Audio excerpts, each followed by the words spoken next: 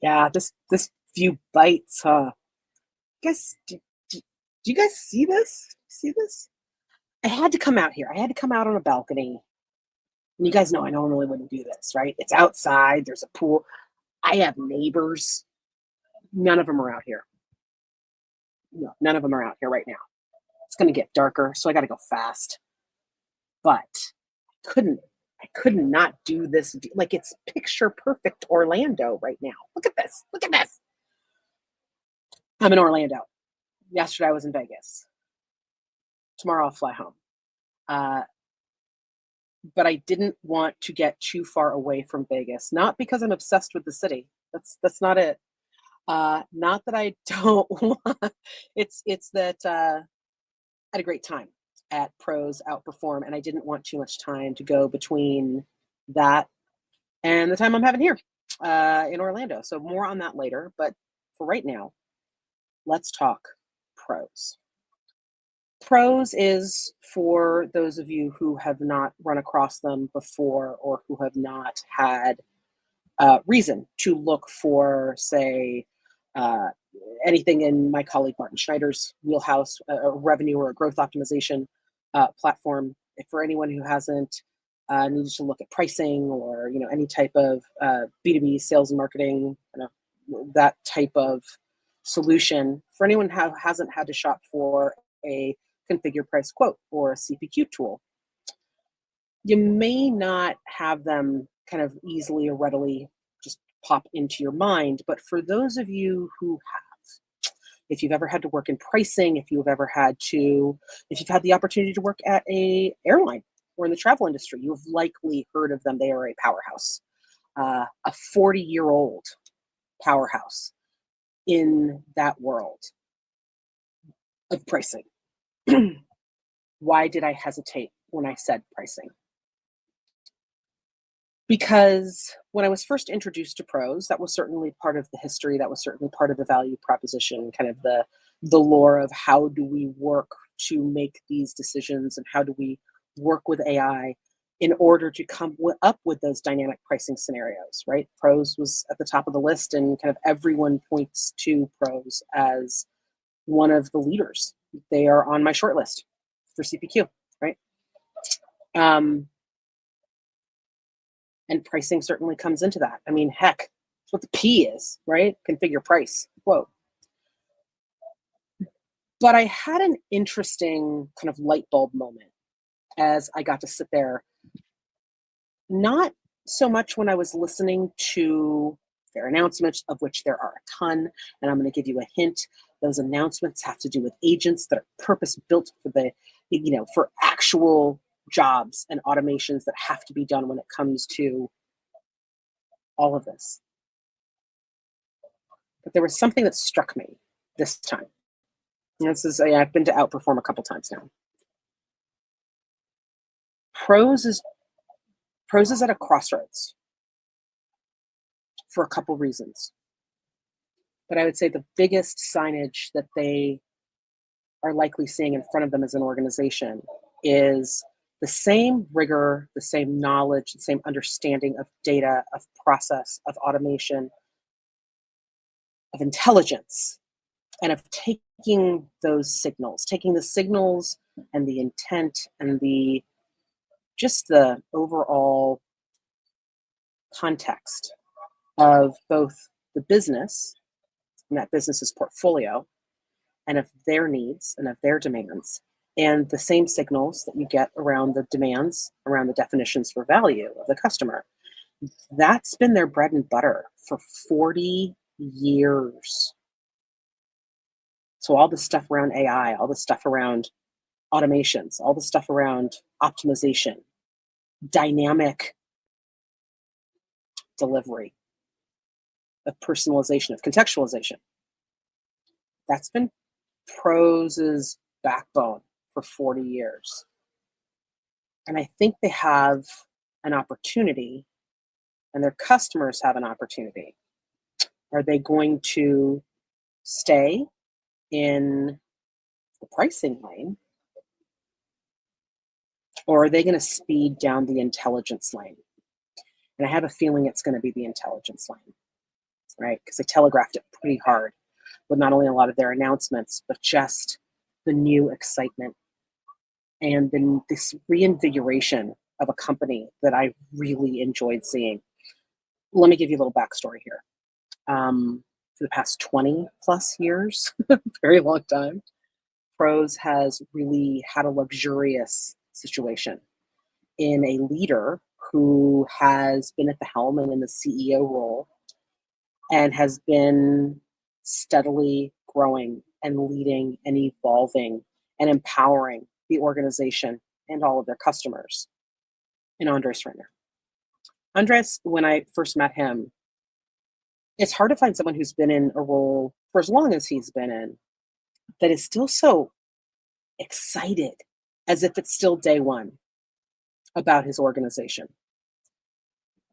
Andres sees every customer as the customer's opportunity, not just Pros's opportunity. He knows their businesses, he knows their challenges, he knows their aspirations, and is very earnest in his desire to ensure that their best is possible because Pros is there to deliver their best. And it's never been about the fame and the glory. It's never been about the household name, right? It's always been about the capacity to go as high as the customer wants to go, as far as the customer wants to go, as fast as the customer wants to go. And he's always empowered them to be there. And I've always been really impressed by that. But I also know the reality of business, and it can be really easy to not have that same excitement all the time, right? It can be really easy. And it gets even harder when you announce you're retiring, which is what Andres did earlier in the year, or gosh, last year, announced that it was time for retirement. And you know what? He could have phoned it in. Honestly, he could have, but he didn't. And he was just as excited and just as invigorated and just as aspirational and optimistic, but pragmatic and honest as he's always been at any outperform.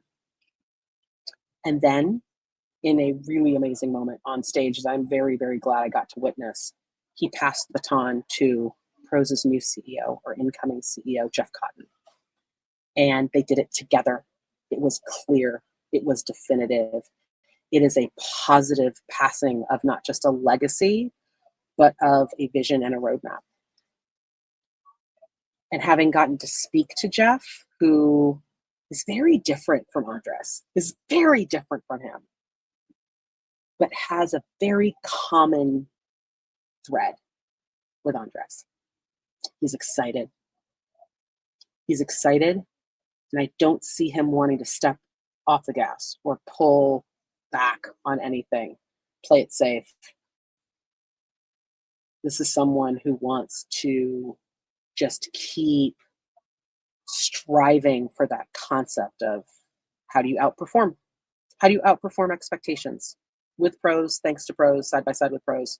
And I think Jeff's going to be able to do that. And I think Jeff's going to continue that legacy. So if there is a legacy there, Andres, specifically to you, man, that's the legacy. That everyone wants to run as fast and as hard as they can. That's what you've empowered. So congratulations.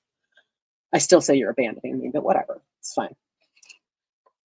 The thing I will say that really stuck with me at Outperform, lots of announcements, agents, 100%, certainly part of the announcement. CPQ has some really nice flow-throughs and enhancements that are really looking to automate in some of the most interesting and needed spaces while providing more self-service and a deeper sense of connection and automation for customers in that self-service motion when you are really truly looking to configure the complex, right, in those B2B selling motions. So really interesting updates there, really interesting announcements there, really interesting announcements with a consumer-focused fare finder. How do you look for the best fare for you, the consumer? Not the best fare for the algorithm or the best fare for the browser, but the best fare for you, right? Really putting that control in the consumer's hands. So, all really interesting stuff. But here's the thing I want you guys to know about pros. I see a lot of awards. Don't forget to submit your Supernova Award submissions, all of you who like awards and like getting shiny crystal things.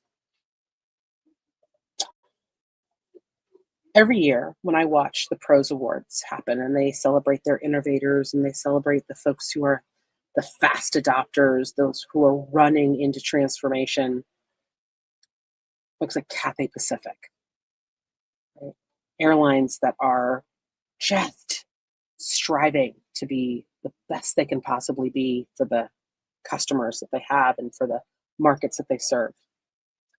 B2B organizations that are looking to deliver truly new experiences thanks to the decision intelligence that they're able to activate through pros.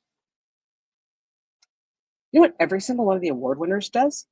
They don't do what a lot of awards do, where you see them kind of go, oh, and thanks so much to pros, and your team was really there with them. And I think this is also something that I said of 8x8 when we got to meet some of their customers when I was in England about a month ago.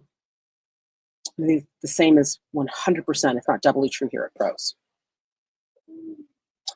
The award winners literally start naming off their team that they work with by name. They're up there on that stage, no matter, and it's not just like one region. It's not like just Europe, knows all the names of their account people. It's literally them sitting there being like, Elizabeth, Sarah, Sam, Paul, Mark, thank you so much. Thank you for being there. Thank you for doing this with us. And these aren't just teams or product teams that have worked with them for 18 months, 9 months, 10, whatever. We're talking customers who have been there for year, 3 years, 5 years, 10 years, 20 years. They're thanking people. And I think that it is so important to keep reminding all of you about that, because I also get to come and I have the responsibility to remind you about AI. Whether you choose to do AI things or whether you choose to be an AI company, it's also really important to remember that there are people that are part of your teams. And if you know that team so well that you can thank Elizabeth, Sam, Sarah, Paul, Tom, right? You can actually remember all of their names, that you know them so well that you're just calling them up on the phone. That's a value that shouldn't be discounted, right? And so I was really impressed by that. So to Andres, happy sailing, happy vacationing. But knowing you, you're still going to have great ideas and you're still going to be advising. And Pros is very lucky to have had you.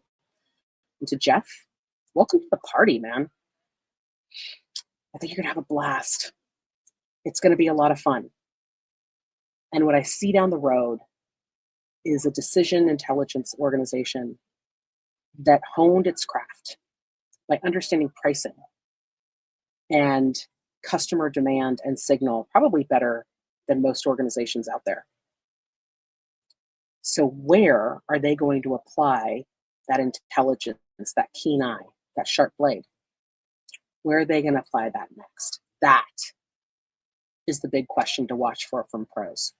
So until next time, I will leave you with some thoughts later, probably, maybe tomorrow. Maybe I'll go back and say, maybe I'll completely shock you and film from a different location. But I mean, hi, I kind of had to ramble a little bit because, guys, check out that sunset, right? It's pretty epic. And it's not the sphere. So I know you're probably happy when you're watching this, wondering what madness I've been up to. Yeah. So yeah, more on the no code darlings, Creatio, that of course are looking to reshape and rework not just CRM and workflows, but also everything in that entire CX compendium of sales, service, and marketing. If you can't wait for me to wax poetic about it, my colleague Martin Schneider's actually already posted his thoughts about revenue and growth, so it's worthwhile checking him out. Until then, until I come back and decide what wacky background I'm going to force feed you next. Thanks for tuning in.